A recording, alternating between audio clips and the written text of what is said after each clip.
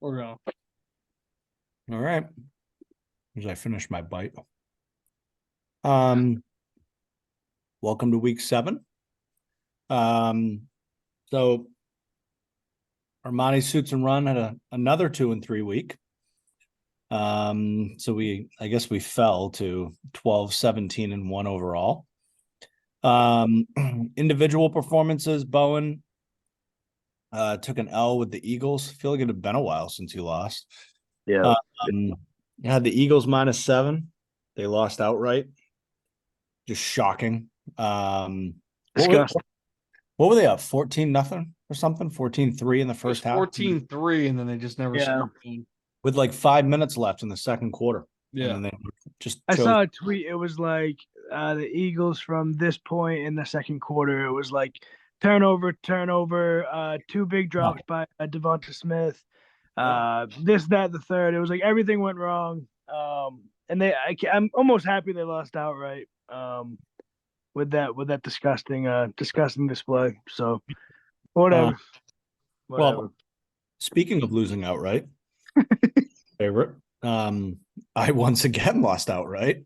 Dude, we were historic this past week. Literally historic with our picks. It's the first time 2 teams, each 5-0 or better, lost to backup QBs in the same week since at least 1950.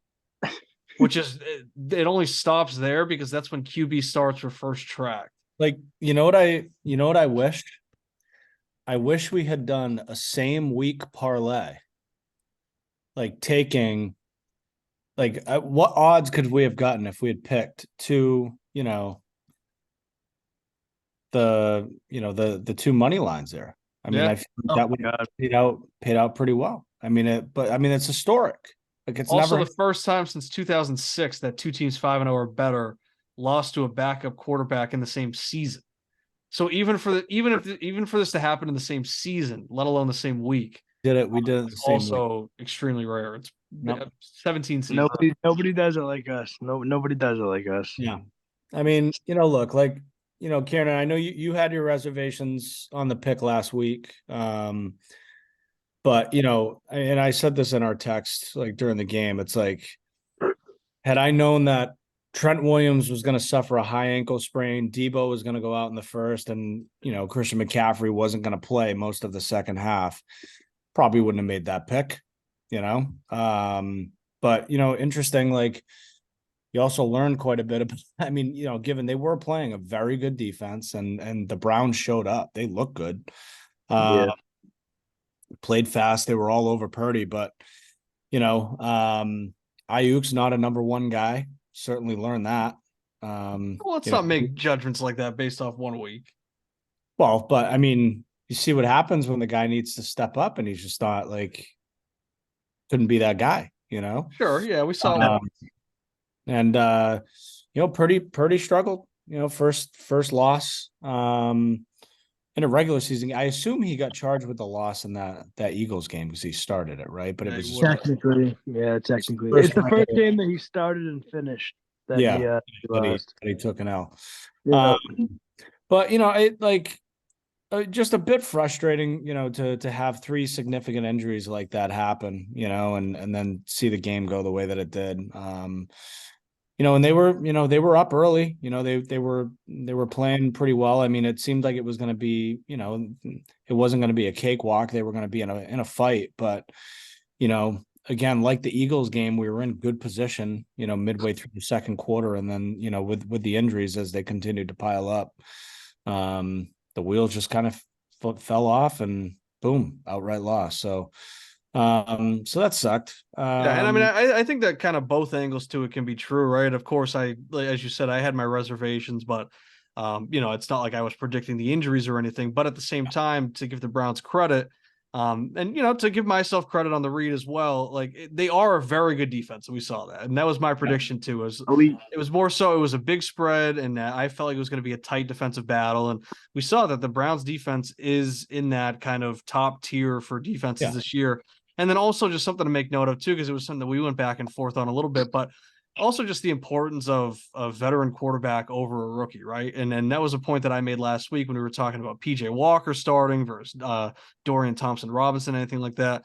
Just a quarterback that's actually gone out there and won a game in the NFL. That is such like a huge um, um, boost in experience compared to a rookie, especially an unexperienced late round or maybe undrafted rookie. I'm not sure when he got drafted. But I mean, and you know, my point last week too was like, you know, Andy Dalton came in to replace Bryce Young when Bryce Young had to miss a start with the ankle injury, and the Panthers, who are maybe the worst team in the league, won a game. So just getting that type of experience behind the line is a huge boost to a team. So just because like it's like a career backup or something doesn't mean that this should be overlooked. And then you know, also, yeah, we should give the Browns their credit, you know, for having a very serious defense.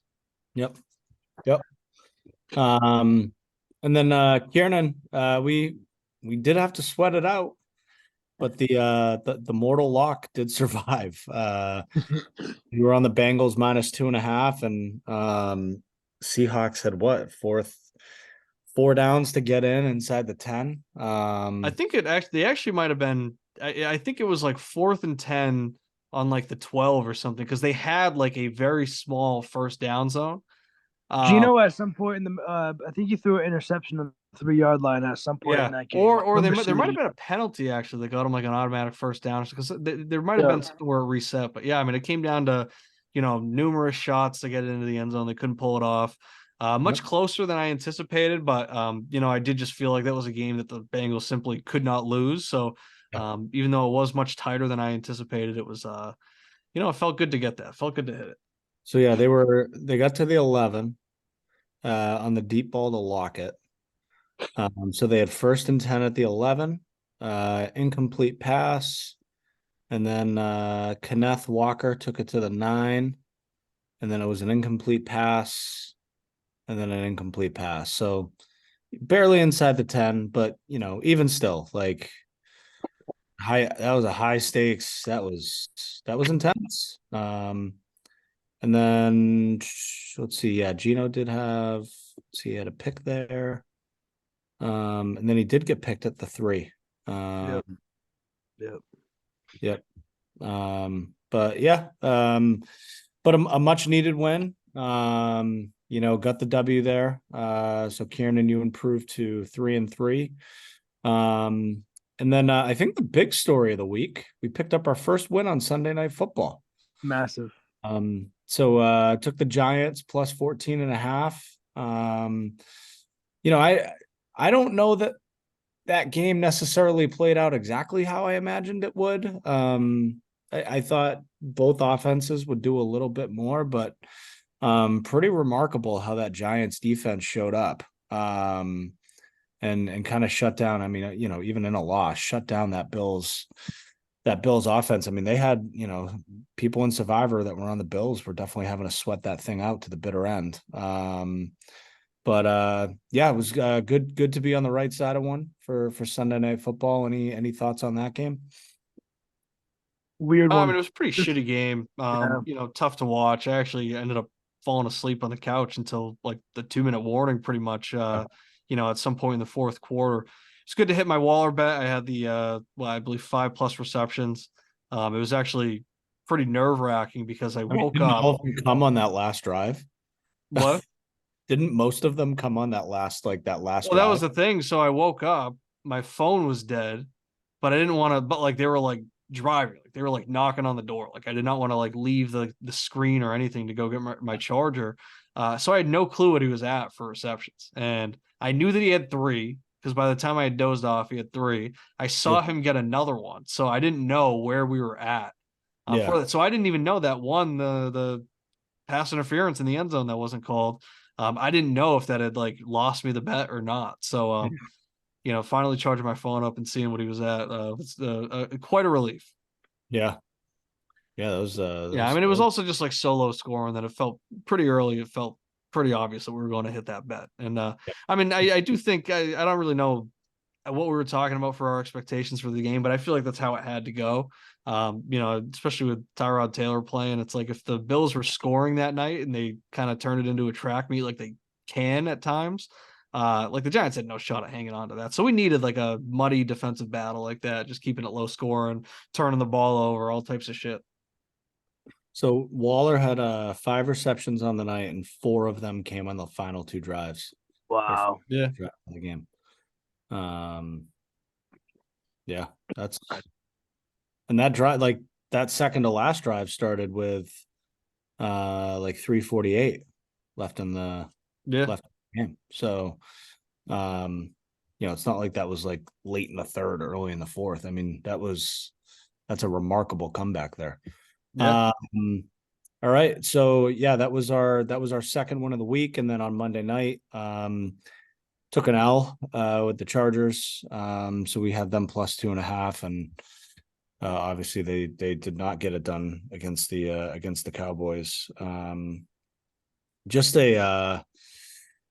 that was frustrating to watch. Felt like they just kind of missed a bunch of opportunities, left a bunch of opportunities out there. Obviously, kind of knew the risk, could be a field goal game, and, we were a half point inside that number, and that's ultimately where it ended up. But, just that final drive was just kind of felt like quintessential Chargers in terms of how that went. It's like, all right, we got a shot, see if we can make a drive.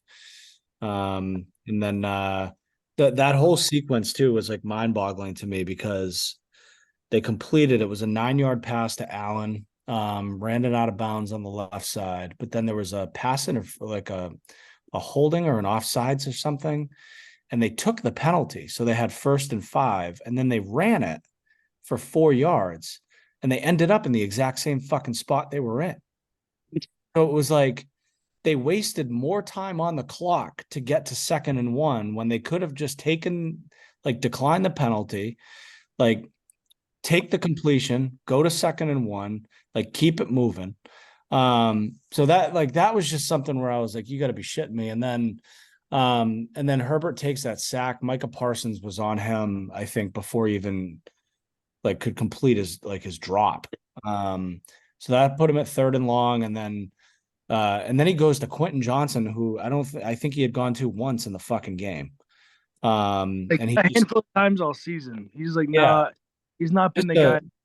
Just a strange decision to make. To have him be the guy, that you're going to at the first down line, and he got bullied off the ball. I don't know if you saw that replay, but it was like he was in position, and then the defender came in and just beat him to the ball.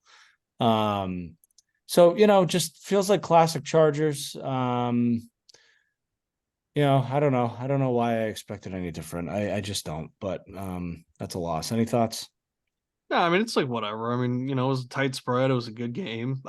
We had opportunities to win it, so we just didn't. Sometimes you lose picks, and that was one of them. I mean, I don't think that we were off on our read or anything. It was a very competitive game, so nothing to really, hang our heads on. I think it's just, sometimes you lose a bet. Yep. Yep. All right. Should we get into week 7? Yeah. Yeah. Give me some wheel. I've been craving some wheel. Here we go. All right. I feel like I've gone first like 4 times this year. I feel like, yeah, I do think you have. We should have kept track of that. We got to go back and you can always go back and find it. Yeah. All right, let's see. I'm really between 3 picks here. I do have 2 that I like a lot. Let me scroll back through my write-ups and see exactly which one, because it's really a coin flip for me here. You did send a text that said it was what did you say exactly? It was very gritty. It was a very gritty card. All right, this is tough. I'm gonna go with the Steelers plus 3. Steelers coming off the bye. I think my big question is what's the deal with the backfield for the Rams right now? Kyron Williams is out. They're talking about Darrell Henderson. They're talking about Royce Freeman. They're talking about Zach Evans. I did see something. I meant to send it to you guys. It was like a tweet thread about Sean McVay and the things that he was saying about Zach Evans. And it's somebody that analyzes coach speak. So they keep track of like key phrases that I guess the coach uses and kind of what it translates to for the player. And pretty much everything that he was saying about Zach Evans was like a kiss of death. Like it's like when Belichick says that a rookie quarterback makes all the throws, it means that he thinks that he sucks, that type of thing. So I really don't think they're going to have any type of backfield action. I know that Puka Nacua has been great. I know that Cooper Kupp's been killing it since he's come back. But I think the Steelers defense, I think they're going to be well rested. I think they can shut this offense down, especially if they're not going to be able to establish anything on the ground. And then I think that the offense coming off of this rest will be able to put up some type of production. And, I don't know if Deontay Johnson's going to be back or not. I know he's working towards getting back, but I like the underdogs. I like the road dogs. I know it's always risky, especially going to the West Coast, but I like the Steelers to come out here and win. Well, I think, go ahead. You brought it up last week. We're starting to get into the bye weeks, and it's, always good to kind of look at teams coming off the bye weeks. Sometimes, with a rookie quarterback, that's obviously not the case here, but, it's just always an opportunity, for a team to kind of get in a good space. And, even with like the West Coast trip, it's like, to me, that almost feels negligible coming off a bye. Like the team's well rested, you can get out there early, get yourself settled. And yeah, I think, them coming off the bye, a lot of questions in the backfield, as you said, just feels like a good spot, to take the Steelers here. I didn't have them in my top three, but I was looking at that game and kind of had a feel for, that maybe being the narrative. And I like the pick. I think it's a good pick. Yeah, so that was actually the Rams were on my top three, which is almost a good thing. Which is almost a good thing, I think, because just in my personal endeavors this year, when betting on the Rams or believing in the Rams, I think I've been pretty bad on getting them right all year. So I think fading my brain is always a pretty good bet historically speaking. And I don't like I don't dislike the logic that you had. I think you made a lot of good points coming off the bye. I do think TJ Watt's a problem everywhere, but I think against a quarterback like Stafford who doesn't really move well, that could just be like an instant game wreck. Really, really quick. And it wouldn't take a world beating day from TJ Watt to get Stafford 2, 3, 4 times. So like the pick again. For the reasons that you had coming into it, they were number 3 on my list. So they weren't like my first go of the wheel landed on me. So I like fading myself in the spot here.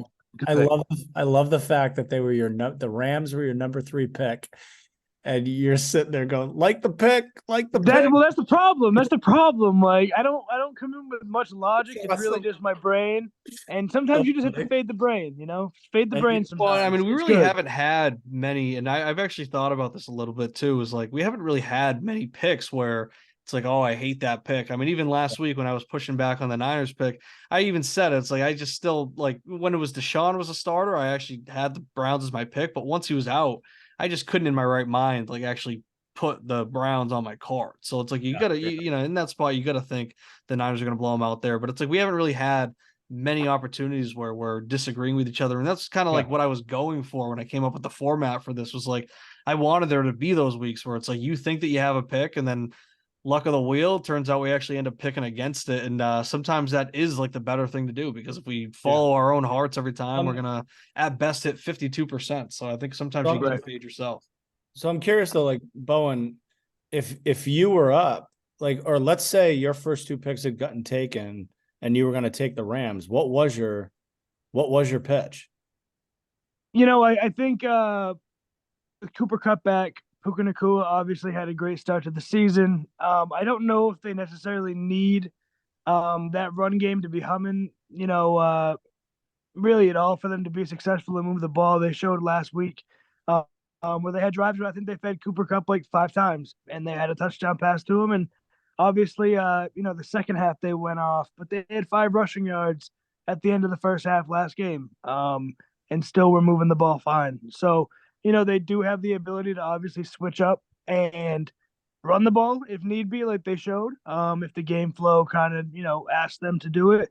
Um, that I think that's more of a credit to the coaching and being able to make these adjustments that, we have five rushing yards at half. McVay's obviously a pretty savvy dude.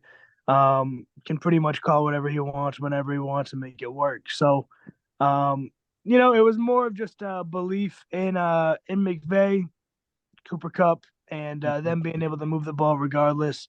And on the other side, I don't think Kenny Pickett and that offense and Matt Canada really inspire anybody, and I don't think that really was Kiernan's reasoning for the pick. And that was also one of my big detractors was just that offense even coming out of a bye. If things just don't click, sometimes they just don't click. And with Matt Canada offenses, historically, they don't click usually ever. So, out of a bye, probably the best opportunity for it to click. Did you guys see the I don't know if it's a meme, but somebody posted the video, so I think like Pickett had maybe audibled off the play call and they scored a touchdown. I think it was the throw to like George Pickens.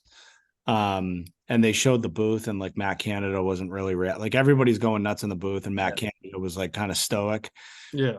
And I think somebody posted it and the caption was like, when all the boys hit the parlay, but you're sitting there with that parlay plus an extra leg. Yeah, but you added a leg. But you added a leg. Which I thought was pretty good. So anyway, all right. Steelers, we got Steelers plus 3. And I mean, just to add on, just my rebuttal to Zach's rebuttal.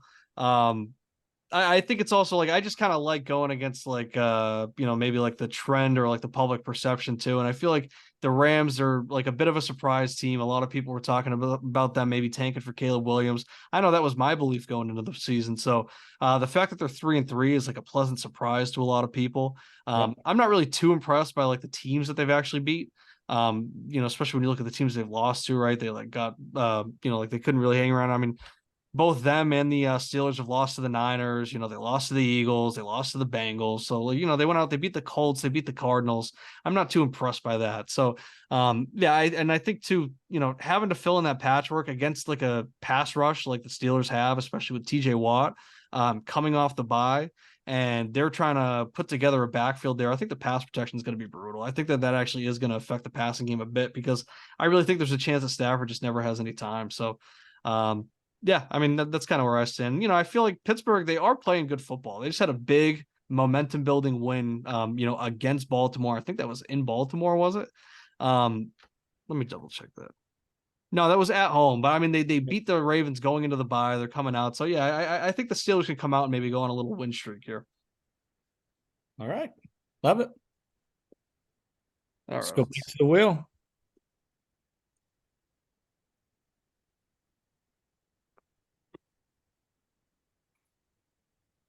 All right, same order as last week, it looks like. All right.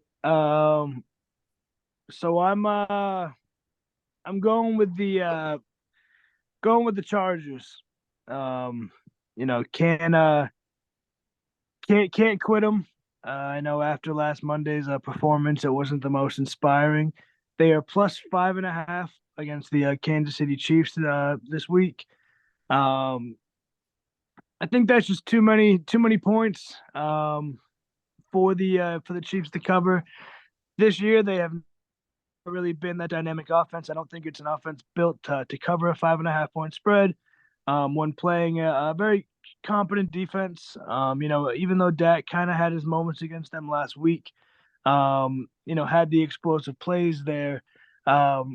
They've shown this year, with that pass rush, I think they could probably get home, but they're going to be able to get home on Mahomes. I think with only four guys, and be able to have a lot of secondary help, just to maybe help smother that offense and maybe just kind of keep them in that same purgatory almost type of offense where they're just not really really ever peaking too much. They're kind of just sluggish. I just think 5.5 points is too many. the Chiefs just have been weird all year. I think it's kind of this week where they get caught up too. They've kind of gotten away with it so far this year with like narrow victories against against the Jets, and a few other games where it was just wonky. Even last week against the Broncos was a weird game for the majority of the game. So I just think maybe the Chargers can catch them lacking still, and put up some points on the Chiefs defense, which I know is hard to do, but 5.5 points is a number I like. Yeah, that was actually my number 3. So that was when I said I had 3 to choose between. That was right on the cusp. I had thought about it, but I had 2 that I liked a little bit more. But I like it as well. I mean, I'm not, I know we were talking about just typical Chargers, all that shit last week, but I'm not a big believer in swearing off of teams, right? I think it's, you can identify things, you can adapt, and you can figure out, how to play around it. And, the Chargers, looking back, they've covered in at least 4 of the last 5. They did cover last year as 5.5 point favorites. That was at home. They also covered as 3.5 point favorites. That was at Kansas City. So Herbert's had spread success against them as well. And yeah, I mean, I think the Chiefs, it's something that, kind of flies under the radar every year, but they're not a good spread team. And they definitely are weaker than they were in years past. They don't have Tyreek Hill. They are still looking to fill that void at receiver. Rashee Rice looks great for a rookie, but he's nowhere near what Tyreek Hill was ever able to provide for them. And then guys like Tony and Sky Moore just kind of stink. So, as long as that's kind of their offensive plan, I just don't know if they're going to be able to keep up. I think it's going to be a high scoring game. I think it's going to be a close game. I think it's going to be within a touchdown. Hopefully that's in our favor. I think that there's a chance that the Chargers could actually win this outright. I think that they can be very sneaky. Yeah. I think people are really going to be doubting them coming off of last week, but people are always high on the Chiefs, and, just by the stats, it's really for no reason when you're talking about covering the spread. So I like the Chargers here a lot. So when I sat down to do my picks, the very first game that I jumped on and started to do my write up on was the Chargers plus 5.5 against the Chiefs. Oh boy. It was for all the reasons that you guys just said.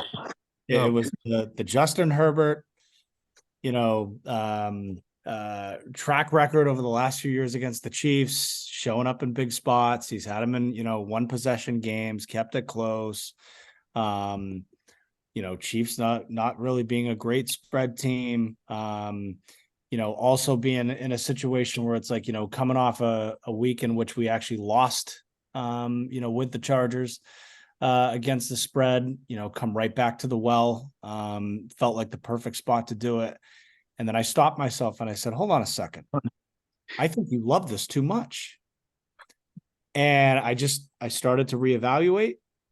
And I thought about it, and I just started to think about the fact that I don't think the Chargers offense really does look that good. I do think Herbert is pressing. They don't really seem to have a lot of rhythm on offense right now. I mean, Eckler's been out. They've lost Mike Williams. The defense is the second worst in the league in yards allowed. I know Kansas City is still trying to find itself offensively for, Kieran, and you rattled off a bunch of reasons, but if there's a week that you can start to kind of hit your stride, it's going to come against a defense that's second worst in the league in yards allowed. And this Chiefs defense has played very well. They've been solid. They're up there top 10 in terms of, yards allowed. And while there is that trend of the Chargers playing them tough and covering, they're 5-1 against the spread against KC. There's still a 1 in there, right? And at some point, and Kieran, I'm going to borrow a phrase you love to use, water finds its level. And after doing some thinking on this game, I switched the pick and I was Chiefs minus 5.5. Now I ended up bumping that pick. They're now 4th on my list. As I continued to look at the card, the game just continued to move down, and they were not sitting in my top 3, but they were right on the fence. But originally I was on the Chargers side, and then I did flip the pick because I was like, What were you saying water finds its level to, like, in relation to like their spread record? Well, like in terms of like trends, there's always like, trends always, it's like the classic, we talk all the time about like, once a sports book posts about a trend, like that's the time to start fading it, right? Yeah. Because at some point those trends they typically do start to even themselves out, right? Like at some point, the trend is it's gonna catch up, it's gonna come to an end, the other team's gonna start to win some games. Not to say that it's gonna completely bring it back to level or flip the script, but a team might win, it's like on the roulette table, like you can hit red 10, 15 times in a row, but I mean, black's going to hit at some point, and that's kind of the point I was making is like, it does feel like an easy trend to jump on, because Herbert has looked really good. But at some point I feel like that, that spot's going to come where, he's not going to do it. And I feel like they're very vulnerable right now. So On the flip it. on the other end of it, we just saw you were talking about rhythm and the Chargers being out of sync. I believe, I could be wrong, but I believe you said the Chargers were second to last defense. I believe the Broncos are dead last. And Yes. the Chiefs just played them and put up 19 points in a very I do tend to throw Thursday night games out the window a little bit. That's fair. That's short fair. week, I just, short week of preparation. It's always weird. I always feel like you got to take those Thursday night games with a little bit of a grain of salt. I thought that too, because I was like, I was looking at that very thing. It's like Broncos, they just beat them 19-8. They didn't look great, right? But at the same time, it's like short week of preparation, kind of have to take that into consideration. And again, I'm not saying that the Chiefs are going to come out and their offense is going to look like the Chiefs of old. I mean, they're still trying to find things. But the point I was making is that if there's a week to kind of help kind of get that thing going, it would come against the defense that, quite frankly, they got a bunch of star players. And the headlines right now are that, I mean, this is a very underwhelming and very underperforming defense. They got a bunch of stars. They're not playing as a unit. They're making a ton of penalties on third down. That's been a huge knock for them. They're extending drives for other teams. And I don't know, like discipline doesn't necessarily fix itself overnight, right? Like, so that was, so that did to your point that I did think about that, but that was kind of where the thing is about that offense though, is that like, where are they going to get it going really? I mean, like the receivers just actually just like aren't good. Like last year, like they actually had a better cast with, Juju playing the way that he did than, what a guy like Sky Moore has been able to provide. Tony's been like an absolute zero. Rashee Rice has shown positives, but like I said, I mean, he's just not capable of carrying. I mean, he had like 60 yards last week, but that was just 4 catches. Like he's not dominating the target share, anything like that. So it's like the thing is like, sure, in theory, like, yeah, like the Chiefs, like they'll get it going. But I feel like that's also kind of like the dragon that I think Vegas wants you to keep chasing too, or like, the Chiefs are like, I was looking it up. I couldn't find updated. I don't know what the Chiefs record against the spread is this year. It looked like it was pretty decent. But Mahomes is like 500 against the spread in his career. And I feel like that's exactly what Vegas wants, because in your head, you think, oh, he's just going to cover. Oh, less than a touchdown. The Chiefs are going to win by a touchdown. You kidding me? And so it's like they want, like, they're not going to change their formula. They're just going to keep rolling out these spreads until people start to catch on. But it sounds like nobody's ever that's done the thing. I mean, people don't realize that they're taxing the line, Yeah. But there's a Mahomes tax that's already built into the line. Yeah.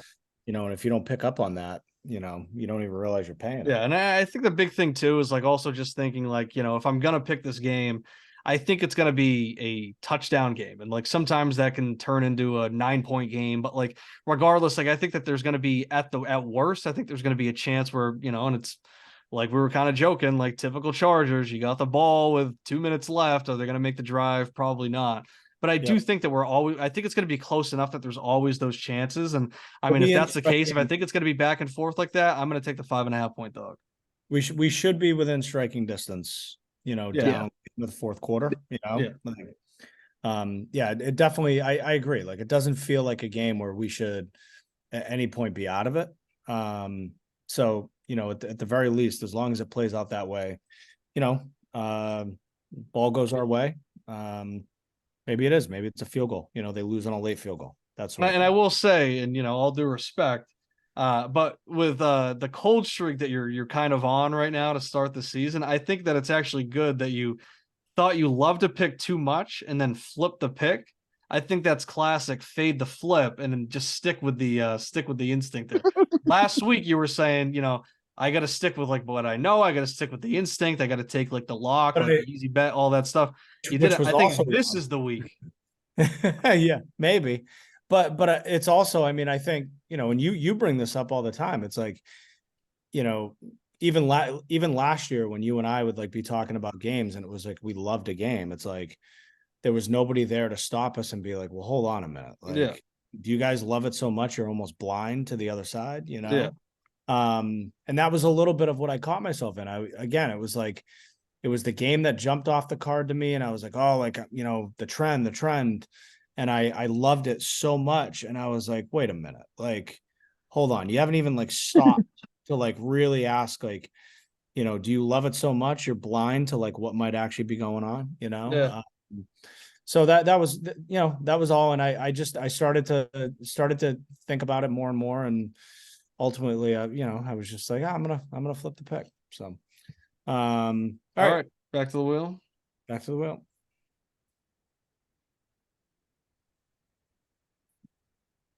All right, Tristan. All right, wonderful. All right, let me pull up my pick. So I will, full disclosure, I am betting against my heart with this pick. I'm going to be taking the Ravens -3 over the Lions.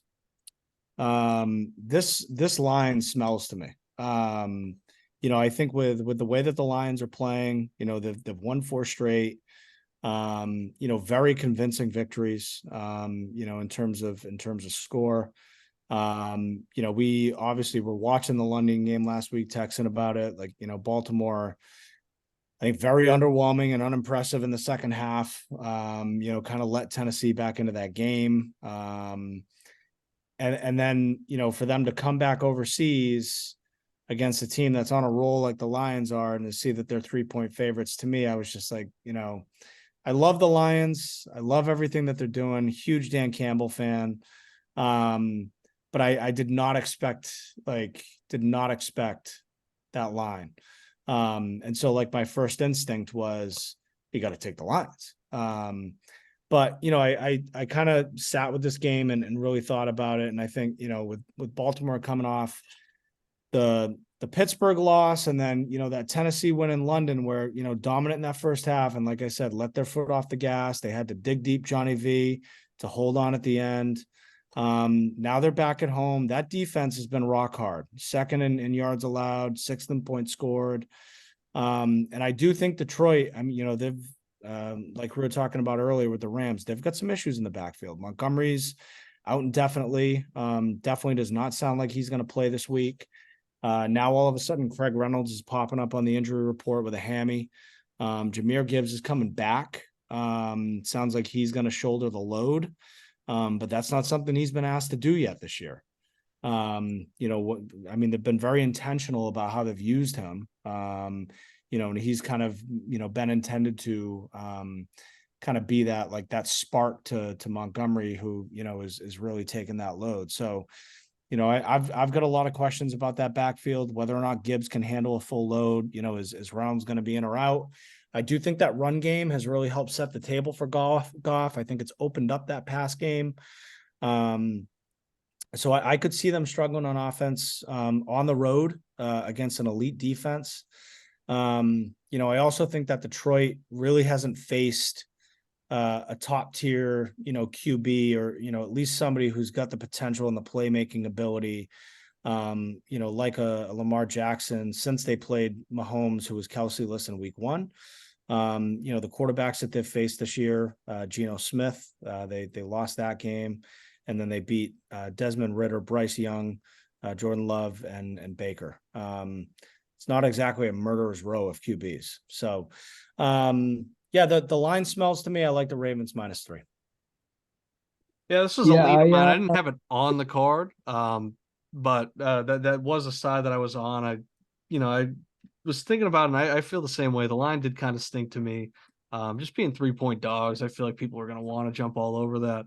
I tend to like fading the Lions on the road. I feel like maybe this year, I mean, maybe this is the team that kind of flips that, but they typically have played poorly away from home, especially Jared Goff. I'm trying to find the stat right now. I went up and counted out. I didn't count the last week or two. Of course, they did win on the road last week, but in his career, Jared Goff averages 19.31 points per game at home and 11.61 points per game on the road. Like there is a big statistical drop off for him on the road. So yeah, I mean, I kind of like going against that. You got Baltimore coming back from London. Of course, they kind of mismanaged the end of that game, but I forget what it was. But a couple of weeks ago, we were talking about teams coming back from London without a bye. I think they end up playing pretty well. I think it's actually that's a side that you want to take as well. But most of all, it just the line does kind of stink to me. Because of that, I say take the Ravens as kind of maybe surprising favorites, even as the home team. Yeah, I saw the line. It obviously stunk to me for all the same reasons you guys have already talked about. So I just immediately ran away from it. I didn't put too much thought into this game. I saw the three, Lions on the road, and again everything you guys have already touched on. So I didn't pay this game too much attention. I'm just kind of looking forward to watching it. Um, that being said, I do, Tristan, you had said it. If they're not able to establish a run game, and Jameer Gibbs has never had a full workload like that, and I'm not really a guy who runs between the tackles. Jared Goff's a huge beneficiary of it. I know every quarterback is, but especially Goff off play action. That's kind of his bread and butter. So if they don't have that and they can't really set that up to get those to get those long developing plays set for him and really to get him into that like intermediate to deeper balls where I think he kind of makes a living with his receivers. I think it could be tough sledding. The Ravens defense is really really stingy, and they're well coached. So I know the Lions are also well coached, but any given week in the NFL with a really really well coached team and a quarterback like Lamar, I could see them easily clearing that number. No problem. So I like to pick a lot. Stayed away from it personally. Really didn't think about it, but it's a pick that if I had a lean, it would be the Ravens. All right, All right, we got the wheel for the. let's do it.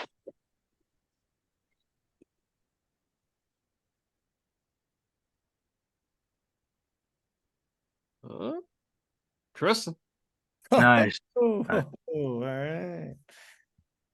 All right, we're talking the game we're talking Sunday night. You got the Eagles 2.5-point favorites against the Dolphins. And I'm with the Eagles going back to the well. I think it's a good buy low spot on the Eagles and a sell high spot on the Dolphins. Philly's also obviously coming off that dreadful loss to the Jets. We talked about it. Miami, they're coming off explosive wins over Carolina and the Giants. The run game was dominant. They caught big plays in the passing game. I think the offense right now, Tyreek Hill, they're on historic paces. I think Tyreek, is he on pace to break Calvin Johnson's record? Is that right? I think I heard that. I think Right around there. He might be slightly under 2,000 yards. He's in the mix. Yeah, he's in the ballpark. You could talk about it. Definitely. But the thing that stands out to me is like the one blip in Miami's schedule, and that was their loss to the Buffalo Bills. That's the one elite high level team that they've played this year, and they got fucking smoked. And I don't know how a team that is supposed to be as good and explosive as they are can go in and get smoked to the Bills like that. Like, I mean, and so I looked at that and I just, Philly's second best against the rush. It's a big part of what they've been set, like what sets them up, or sets up the Dolphins and opens up the pass game for them.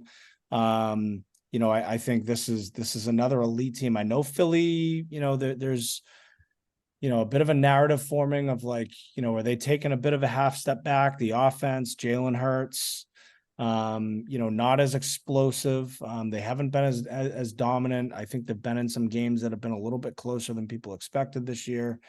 But I gotta believe coming off that straight up loss to the Jets, they're motivated to make a statement. I do still believe they're an elite football team. And I think this to me is one of those spots where very easy to just jump all over the Dolphins, especially with how the Eagles looked last week. And I think it's a great bounce back spot. So I love the Eagles -2.5 here. Yeah. If I may just give a quick defense of the Dolphins, I feel like maybe you're a little too reactionary, maybe a little too harsh on the Dolphins. Teams lose games. Good teams lose games. I'm not like Pats got blown out in many Super Bowl series. I'm not being like You just said I don't know how you could be a good team and go in and get blown out like that in Buffalo. Well, Pats had the on to Cincinnati game. They got blown out in Kansas City years ago. No, but for how explosive and how great they've been, like they go in and they play the Bills and they lost 48-20. I mean, that to me, and then put it back into the context that I gave it. When you look at their schedule and then you look at the teams that they've played, and then you look at the one loss that they had, that's the one elite team that they played.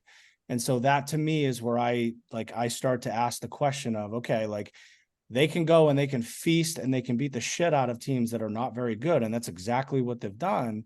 But when they go up against an elite team, again, you can have a bad day, but they lost by 28 points.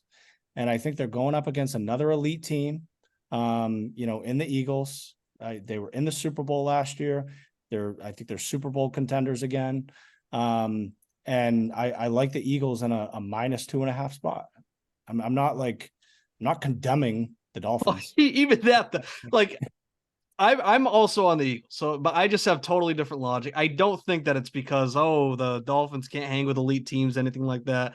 I think it's just a classic spot where the Eagles got caught in a look ahead last week. They lost it, and I think that maybe the Dolphins can afford the loss a little bit more. I do think that people are maybe a little low on the Eagles coming off of it, as opposed to the Dolphins, who they're kind of like the public darlings right now. Somebody's going to lose the game, right? It's a close spread. It's pretty much coming down to who do you think is going to win it. So the Eagles at home, I'm going to take their side just coming off of that. I do think they were just caught in that look ahead last week.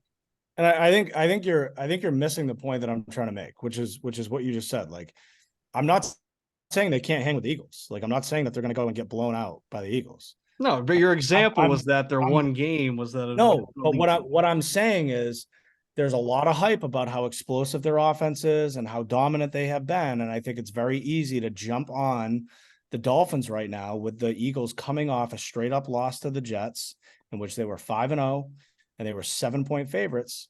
And so I think, again, the very first thing that I said, it's a buy low, sell high spot. Yeah, for sure. I just think that you can be a good team and also get blown out in the season. I was just pushing back on that. That's all. Yeah. But all right, great. We got the Eagles. Bowen, where were you? I was Dolphins, but it really was just my only real argument was I just think it's going to be an absolute fucking shootout. I don't know if the Eagles secondary can quite handle the the Dolphins pass attack. I also just did trade for Tua in my main dynasty league, so I'm super biased, especially right now. See a ton of points in the game.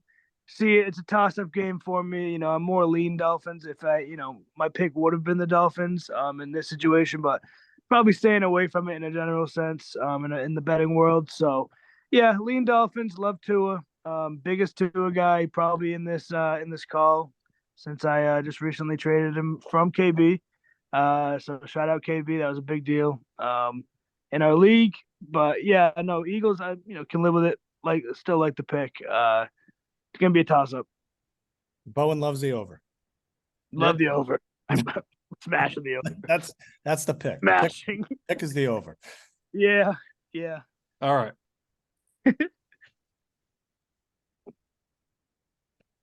All right, Bowen, keep it going. All right. I mean, For me, it's got to be the Niners.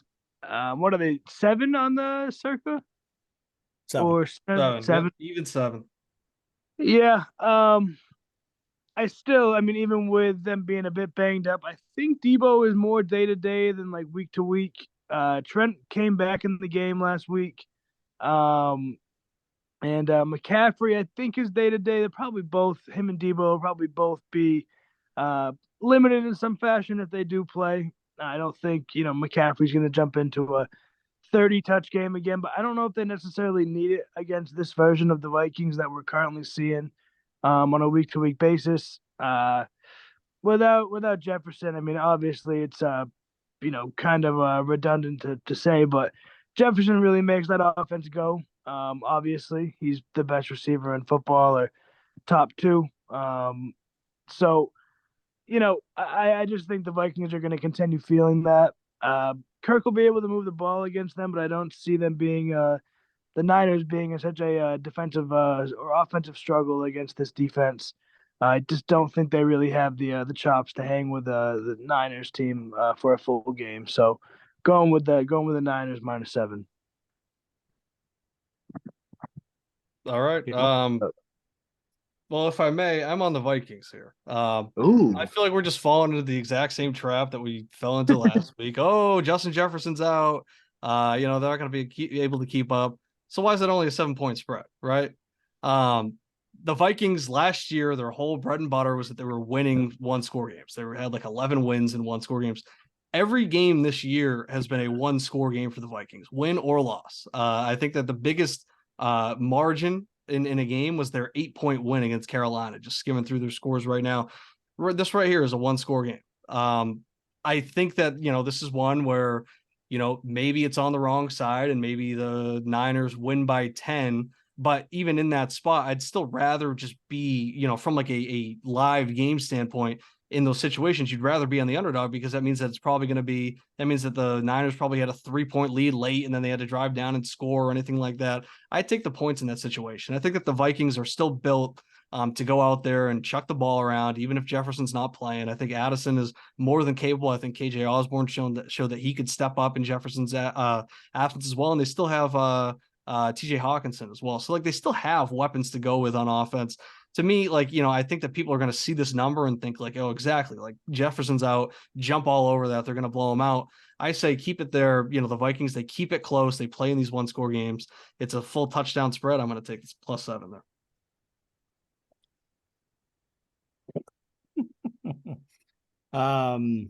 This is poetic. I'm on the Vikings as well. I think I know there's a chance that Williams, Debo, CMC all play on Monday, but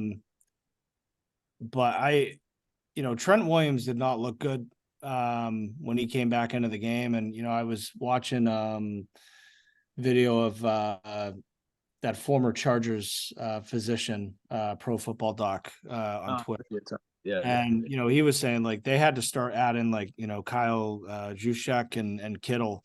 They had to start lining them up next to Williams to help him against Myles Garrett because his mobility, it's a high ankle sprain. And his mobility was terrible. So I think that's an issue. I think McCaffrey probably has a higher likelihood chance of playing.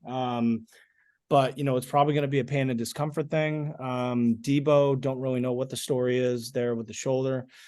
But the thing with the Vikings, everybody's talking about them tanking and they're only 2-4. They don't have Jefferson, but all of their games have been, in the games that they've lost, they've been 1-possession games. They've been in all of them. They lost to Tampa Bay first week of the season by 3. And then they lost to Philly and the Chargers by 6. And then they lost to KC by 7. But they had opportunities in those games. And had a chance to come back and actually, either tie it, take the lead or whatever in each of those games. Turnovers have been a problem. you know, and that's the other thing. I mean, you know, if they can clean up the turnovers too, and you know, protect the football, you know, that has made a significant difference for them in these games. But yeah, for a team that in every game has, you know, if they've lost, they've been within a possession. You know, they're getting 7. And I think that, you know, the 49ers are a little banged up.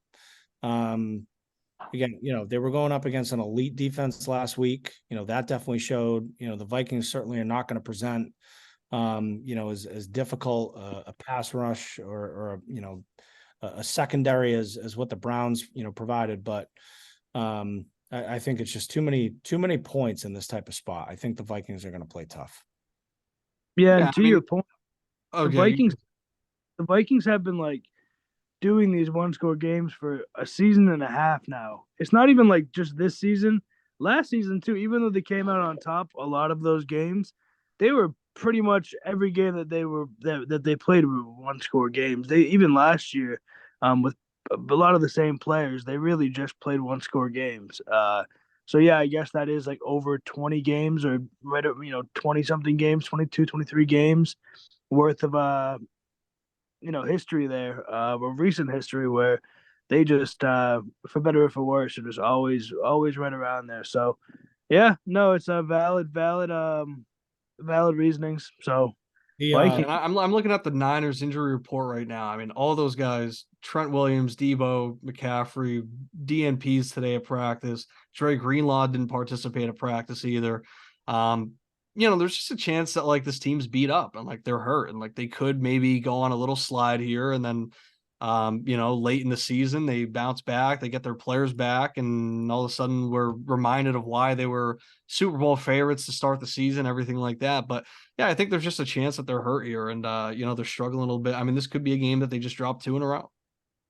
You know, and I mean, they're also a team that, you know, they know what they are long term. And I think they're probably going to be willing, you know, to take a chance and potentially give up a game here or there. Mhm. You know, to let guys rest, let guys get healthy, protect their guys, because for them it's all about if they can be at full health going into the postseason and they can look like they did in the first 5 games of the season. Awfully hard to beat, potentially unbeatable, you know. So that again, that could be one of those spots. They may just be like, you know what, we're willing to take our chances against this fucking team. And let's let our guys get healthy, right? Let's not push it and create something that's a longer term injury. So Yeah, and then it looks like I'm looking at their schedule. So they got this game, then they got Cincy next week, then they have their bye. Then they go on a run of like some tough games. They got Jacksonville, Tampa, Seattle. They got Philly. They got the rematch with Philly, and then they got like a bunch of their divisional stuff. So, I mean, I feel like just looking at it, you know, this could be a game where maybe they limp into the bye week. You know, this won't be easy. Maybe the Bengals game won't be easy, and then they just got to rest up in the bye and try and come out hot and have everybody healthy. might be a good spot. Take them coming out of the bye against the Jags. Yeah. Um, could be you know, if they don't look good, you know, again, it's not we're not asking them to lose, just can't cover, but you know, if they don't look great, don't look dominant against the Vikings, you know, the Bengals are going to be coming off a bye next week. So that's going to be an interesting game to watch and follow and see, you know, see how they look you know, against Cincy. But yeah, I mean, if they've got 3 games in a row where they don't look as dominant and then they go into the bye, could be a great spot. Oh, look at that guy. yeah, it's Murray the Cat. Love it. They're the best. But all right, that's all the games, right? That's 5. Yeah. So cool. All right, so just to recap, No. we got Kieran on the Steelers +3. We got Bowen on the Chargers +5.5. We got myself on the Ravens -3. And then Sunday Night Football, we're on the Eagles -2.5. And then Monday Night Football, we're on the Vikings +7. All right. Week I like 7. it. I like it. All right, I'll get those picks in. Good stuff. All right. Sounds good. Sounds All right, good, see you guys. guys. See you. Later.